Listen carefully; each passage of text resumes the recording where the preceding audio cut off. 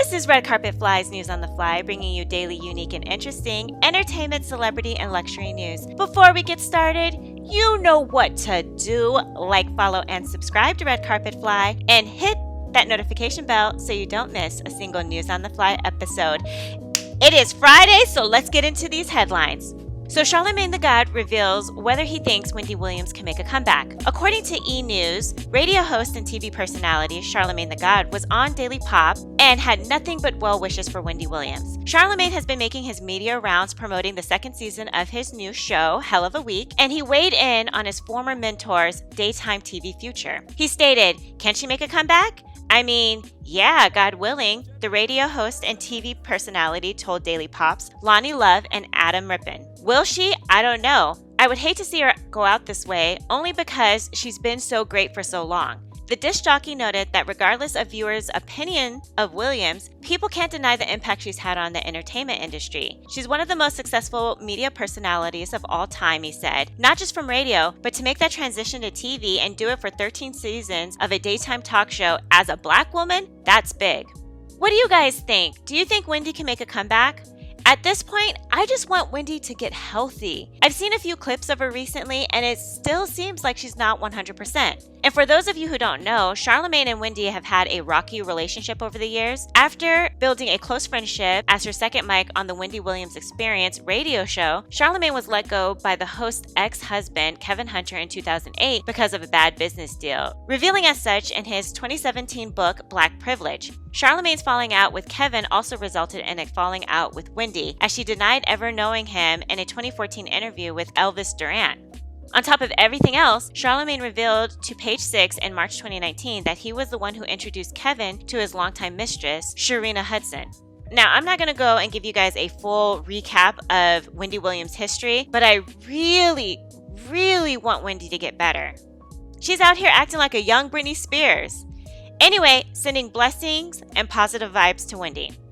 So, Brittany Griner may be a free woman. The Biden administration offers a prison swap of Victor Bout in exchange for Brittany Griner. According to Fox News, I bet you guys would never think in a million years I would mention them as a source, but according to Fox News, Russian officials on Thursday responded to reports from the Biden administration that a substantial proposal was offered to bring home WNBA player Brittany Griner and former U.S. Marine Paul Whelan, claiming that no deal has been finalized. Secretary of State Anthony Blinken said during a press conference on Wednesday that the Biden administration made a proposal a few weeks ago, but made no mention of a deal including Victor Bout, a Russian arms dealer known as the Merchant of Death, who several reports named as being a part of the potential prisoner swap. Asked about the proposal during a press conference the following day, Kremlin spokesman Dmitry Peskov said that the prisoner swaps were typically negotiated discreetly behind the scenes. "We know that such issues are discussed without any such release of information," he said. "Normally, the public learns about it when the agreements are already implemented." Peskov emphasized that no agreements have been finalized and refused to provide further details. So, some things about Victor Bout and why Russia wants him back so badly.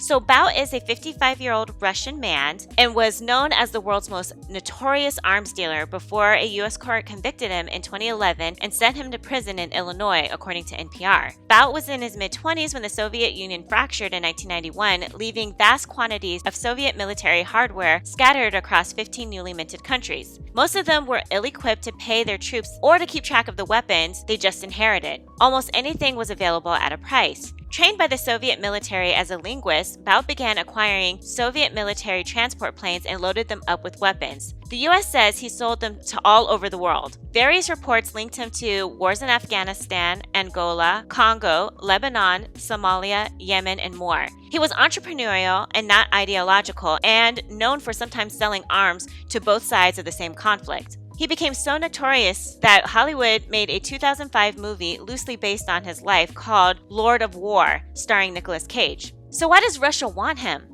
According to former CIA officer Dan Hoffman, it's a real good public relations move for him, Putin, to show that he's taking care of his own. I have said this before in other previous podcasts that this is a lopsided trade, but that's probably why the US is asking for 2 Americans for this one guy. I don't know if letting Victor out is such a good idea or such a good thing, but I would like to see Brittany Griner back in the US. What do you guys think about this situation? Let me know in the comments.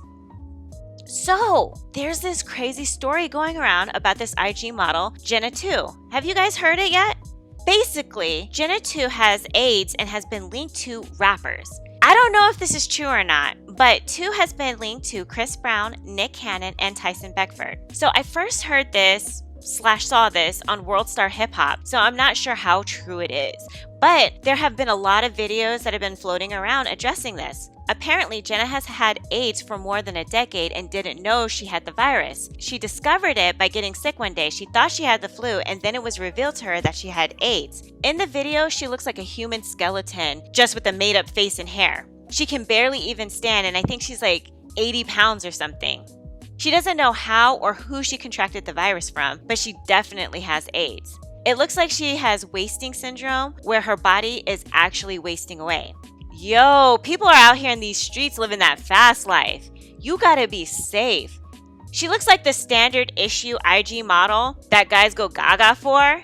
Guys, be careful. I know we have COVID and monkeypox now, but the good old viruses are still alive and well, like AIDS. Be smart with who you decide to lay with. Okay, last story. So y'all know I love flying private and taking private jets. I'm not on that level yet, but one day.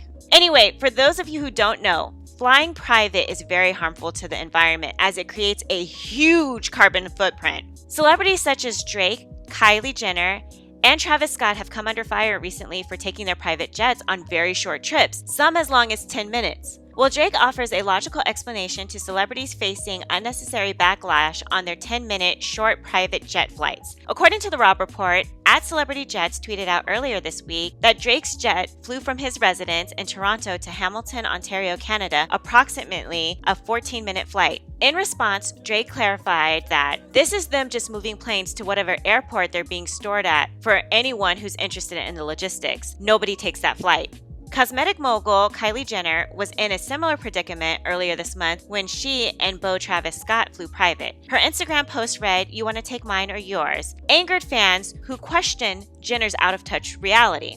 One follower lamented, "Too much flaunting of your wealth when others are barely surviving," while another one added, "Maybe take neither and reduce your carbon footprint." Jack Sweeney, the creator of the flight tracker account @CelebJets, offered an explanation. He said, "I believe it was for parking the aircraft in Carmelo while they get off in Van Nuys. Same with Kim. It's probably cheaper."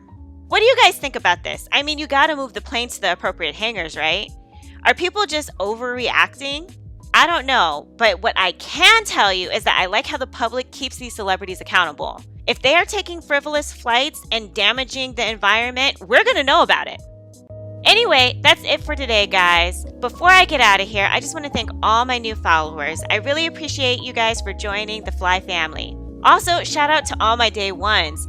They knew what was up when I was just starting down this crazy road. I really appreciate everyone's support. And with that, if you would like to receive text notifications of when I post News on the Fly episodes or my celebrity red carpet interviews, please send a text message to 917-502-4379 and say, "I want to get Fly text." Once subscribed, you will start receiving text messages regarding a News on the Fly episode or a celebrity interview. Also, if you have a business product, service, YouTube channel, or social media account that you would like for me to promote on my channel, please email redcarpetfly@alexi@redcarpetfly.com to get rates for advertising. Lastly, please like, follow, subscribe, and share our YouTube channel, Red Carpet Fly, and also follow us on Instagram and Twitter @redcarpetfly. And until tomorrow, always stay fly.